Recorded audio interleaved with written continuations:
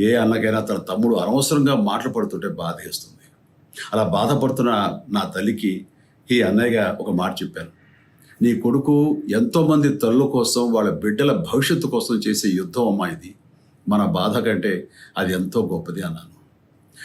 అన్యాయాన్ని ఎదిరించకుండా మౌనంగా ఉండే మంచివాళ్ళ వల్లనే ప్రజాస్వామ్యం మరింత నష్టం అని నమ్మి జనం కోసం జన సైనికుడయ్యాడు.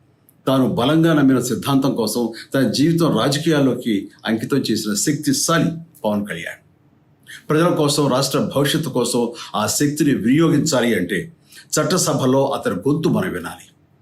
జనమే జయను నమ్మే జనసేనాని ఏమి చేయగలడో చూడాలంటే మీరు పిఠాపురం ప్రజలు కళ్యాణ్ని గెలిపించాలి. మీకు సేవకుడుగా, సైనికుడుగా అండగా నిలబడతాడు. మీకోసం ఏమైనా సరే కలబడతాడు. మీ కళ నిజం చేస్తాడు. పిఠాపురం వాస్తవ్యులకు మీ చిరంజీవి విన్నపం. గాజు గ్లాసు గుర్తుకి మీ ఓటు వేసి పవన్ కళ్యాణ్ని గెలిపించండి.